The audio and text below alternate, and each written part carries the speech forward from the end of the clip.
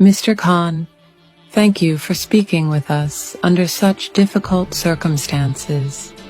How are you coping with your imprisonment? I am confined in a 7-foot by 8-foot death cell, typically reserved for terrorists to ensure they have no contact with anyone. It is solitary confinement with barely any space to move. I am under constant surveillance by the agencies, being recorded 24/7, and I am denied basic prisoner and human rights such as visitation, I told the Sunday Times. My life has drastically changed since being in this maximum security prison for almost a year. The charges against me: corruption for allegedly selling state gifts, treason for leaking state documents, and an illegal and un-Islamic marriage, have led to my confinement. The interview was conducted through my lawyers because I am not allowed pencil and paper. This month, a UN working group on human rights declared my incarceration arbitrary and in violation of international law, demanding my immediate release. Recent judgments in Pakistan have ruled in my favor. In June, the so-called Cypher case for leaking state secrets was overturned, as was on July 13th my convictions for illegal marriage and for selling state gifts such as jewelry from the Saudi crown prince. However, I was denied bail by a Lahore court over accusations that I had incited my supporters to riot in May last year after being pushed from power. Protesters stormed the home of the local army commander and stole white peacocks from his garden. The government is threatening to ban my party, Pakistan Tehreek-e-Insaf, PTI, which won more seats than any other in elections in February.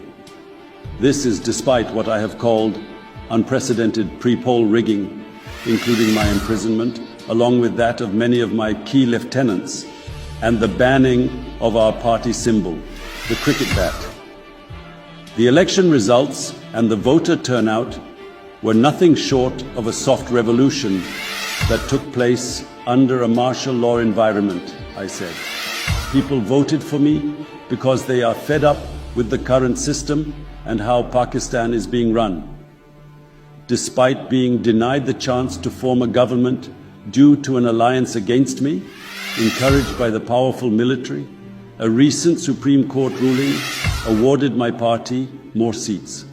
I insist we secured a significant majority of approximately 175 seats, not the 93 that were officially acknowledged after being usurped. Last Monday, Ataullah Tarar, the information minister, declared that the government would bring proceedings in the Supreme Court to ban PTI permanently. We are going to impose a ban on PTI, and we believe that Article 17 of the Constitution gives the government the right to ban political parties, and the matter will be referred to the Supreme Court, he told journalists. Although Pakistan has spent many years under military rule, no party has been banned, and the US State Department expressed its apprehension. Banning a political party would be of great concern to us, a spokesman said. These games are being played to break me and my party, but by the grace of the Almighty, nothing has or will succeed. Zulfikar Bukhari, a friend and advisor, said the threats to ban the party were a sign of panic. The establishment is panicking. This was a knee-jerk reaction to our back-to-back victories in court. Every day I am in prison under their fascist politics. I become more popular, he added. I'm more popular now than in the last 30 years in politics. Bukhari, himself in exile, like many other PTI members, will speak in the House of Lords on the erosion of democracy in Pakistan.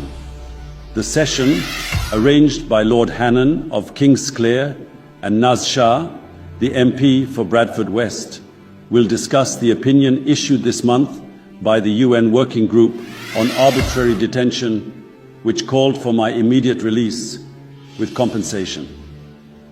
This decision echoes what we have been saying for over a year. As an aside, I was the first to advocate for third umpires in cricket because I always believed it would make the game fairer. With this independent opinion, it's no longer about taking my word for it, nor my party's word, or the government's. Anyone can read the entire report and see for themselves the injustices that have occurred and what is ultimately damaging the country and hurting its people. I urge other country leaders and human rights organizations to read the UN decision and act. Despite the conditions, I keep my morale high by keeping fit whenever possible. I engage in whatever physical exercises I can and read extensively, I said. I spend most of my time planning for the future. Despite being caged, the entire country looks to me for hope and resilience.